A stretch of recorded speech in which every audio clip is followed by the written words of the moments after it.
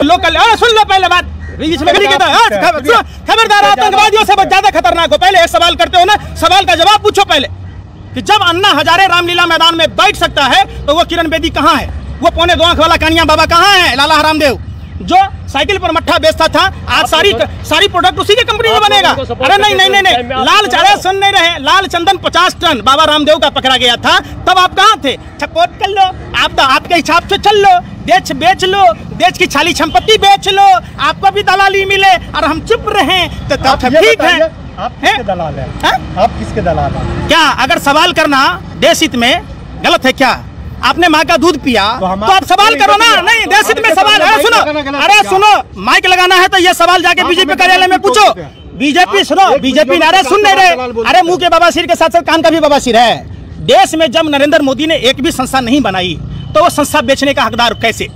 अगर आपने अपने लिए संपत्ति नहीं अर्जा आने वाली पीढ़ी के लिए, तो आपको जो आपके बाप दादाओं ने छोड़ के गया उसको बेचने का क्या जरूरत है? ये बताओ ना। देश नहीं चल रहा। अरे देश हित में सुनो ना, देश हित में तो तब होता है जब प्रधानमंत्री अपने बजट में कटौती करते, अपने लिए 85,000 करोड़ का विशेष विमान नहीं लेते, नया संसद भवन नहीं बनाते, मशरूम की सब्जी नहीं खाते, 10 लाख का सूट, 5 लाख का बूट, 1.5 लाख का घड़ी पहन के 24 घंटा झूठ पर झूठ नहीं बोलते। अरे सुन लो, अरे सुन तो लो। अरे भैया सुन नहीं रहे। राष्ट्रपिता महात्मा गांधी को देखा है ना, ये गांधी और बुद्ध की देश है, ये सावरकर और गोडसे का देश नहीं है। पहले पूरी बात सुनो, मत करो, सुनो पहले बात। राष्ट्रपिता महात्मा गांधी बैरिस्टर थे, कोट पैंट में थे। अब जब उन्होंने उनकी सभाओं में महिलाएं नहीं आती थी तो उन्होंने कहा कस्तूरबा जी से कि कस्तूरबा जी आप महिलाओं से पूछो वो क्यों नहीं आ रही। तो महिलाओं ने जवाब दिया कि मेरे घर में एक ही साड़ी है, मेरी सास पहनेगी, मेरी ननद पहनेगी, मेरी देवरानी पहनेगी, जेठानी पहनेगी। एक साड़ी है तो बारी बारी से नंबर आता है। महात्मा गांधी सुनिए, पूरी बात नहीं सुन रहे। महात्मा गांधी जी ने उसी दिन कोट पैंट उतार कर एक धोती में और एक लाठी में पूरे भारत को आजाद कराया। तो वो बात नहीं कीजिएगा। अगर प्रधानमंत्री जी सच्चे देशभक्त थे, मेरी माँ तलता बर्तन तलती थी, बाप ताई बेचता था, मैं तो फक्कल फकीर हूँ, तो भैया पूरे हिंदुस्तान को ना वैसा फकीर फकीर बना देते। आपने कहा महात्मा गांधी ने एक धोती और एक लाठी से देश को आजाद करवाया, तो फिर ये 20-20, 21-21 साल के उम्र में फांसी पे झूले थे, भगत सिंह हो गए, राजगुरु, सुखदेव हो गए, ये लोग सुभाष चंद्र बोस की जो आर्मी टीम थी, ये वो क्या किस काम? वो क्या काम है? उन्होंने फांसी। सुभाष चंद्र बोस कांग्रेस के अध्यक्ष थे, पता है आपको? आजाद हिंद फौज का गठन किया था। जब नेताजी सुभाष चंद्र बोस आजाद हिंद फौज का गठन कर रहे थे तो ये आरएसएस वाले, हिंदू महासभा वाले लोगों को मना कर रहे थे, अब महारानी विक्टोरिया की सलामी ठोक रहे थे। आपने भगत सिंह की चर्चा की। अरे सुनो ना पहले, अरे भटक रहे।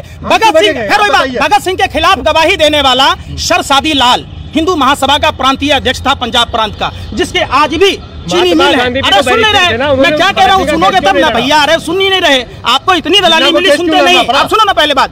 अरे सुन तो लो। जिन्ना और आरएसएस, हिंदू महासभा, तीनों अखंड भारत के खंड खंड करने वाले विदेशी गोरे अंग्रेजों के हाथ के गुलाम थे। आप उसकी बात मत करो। बात करो कि भगत सिंह के खिलाफ केस लड़ने वाला वकील कौन था? हेडगेवार का दोस्त शर्मा था। आप बात करो उस चीज की, बात उस चीज की नहीं करते। बात किस चीज की करते? महात्मा गांधी, अरे वो लोग आपस में लड़े थे क्या? देखिए, देश की आज़ादी में सभी जाति सभी धर्म के लोगों का साझी विरासत का ये देश है। सभी जाति सभी धर्म सभी भाषा प्रांत के लोगों का देश है। ये क्या मतलब है भाई? आप बात लब जिहाद पर कानून बनाइएगा और अपना दामाद मुसलमान को बनाइएगा, दूसरा को नहीं बनाइएगा। मुख्तार अब्बास नकवी को बनाइएगा, शहनाबाज हुसैन को बनाइएगा, फरजान करीम जैसे को बनाइएगा। हम जैसे हिंदू को, आप जैसे हिंदुओं को किसी को नहीं बनाएगा। आपको सुन रहे, फिर नहीं सुन रहे। गौ हत्या पर मॉब लिंचिंग होती है भारत में, भारत जलाया जाता है, और उसी बीफ एक्सपर्ट में भारत नंबर 1 है।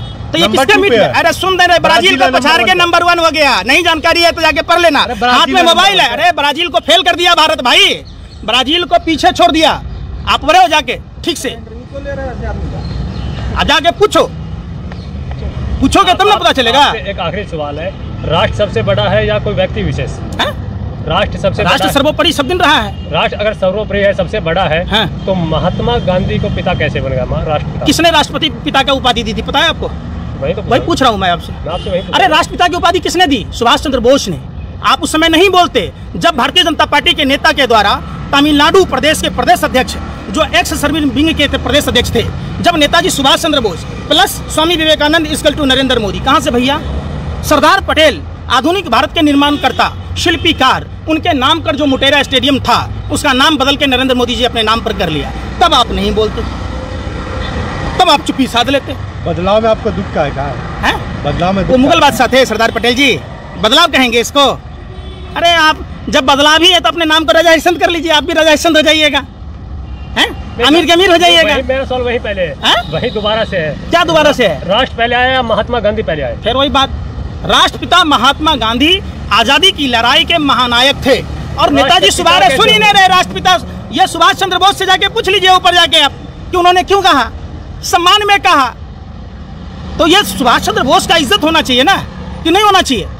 उन्होंने सिर्फ भारत को आजाद नहीं कराया, विश्व के कई देशों को आजाद कराया। क्यों कहा जाता है? आपसे पूछ के करता, आरएसएस वालों से पूछ के करेगा, बीजेपी वालों से पूछ के करेगा।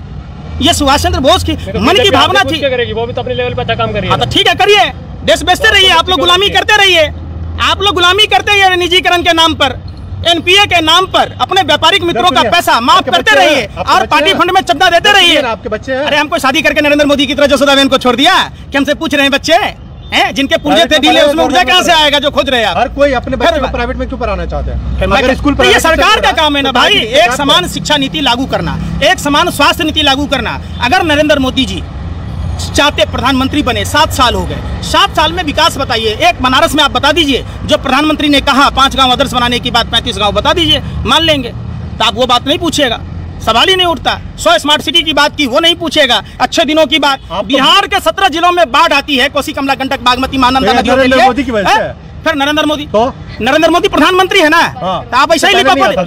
यही आप लोग सुनो ना, आप लोग मदारी का खेल दिखाना बंद करो, अपनी दुकानदारी। आप सुनो, प्रधानमंत्री एक राजा का काम होता है 7 साल में बाढ़ समस्या का निदान करना, बेरोजगारों को रोजगार देना। अरे सुन नहीं रहे, प्रधानमंत्री के पास कोष नहीं है, नया संसद बन सकता है 20 लाख हजार करोड़ रुपए का, 85,000 करोड़ का विशेष विमान आ सकता है, अपने लिए सोने की लंका बना सकता है, लेकिन नहर परियोजना लागू नहीं हो सकती है, जिससे सूखा बिहार में जहां सूखाग्रस्त है वहां नहर परियोजना होगी, सिंचाई होगी। जहां बाढ़ की समस्या है, बाढ़ समस्या का निदान होगा। लालू जी मुख्यमंत्री रहे, अरे तो ये आप सो रहे थे? अरे सुनते रहिए ना भैया, लालू यादव ने, सुनते लीजिए, लालू यादव दूसरे को गाली देके आप लोग खाली देश में दलाली कर रहे हैं। लालू यादव ने ट्रेन में टिकट का दाम 1 रुपया कम किया, कर्मचारियों को बोनस दी, राजधानी जैसे ट्रेनों में गरीब आदमी सफर करेगा, गरीब रथ दिया। जब राजा हरिश्चंद्र की 6ठी औलाद की सरकार हुई तो ट्रेन क्यों बेचे गए, प्लेटफॉर्म क्यों बेचा गया, इस पर आप बात नहीं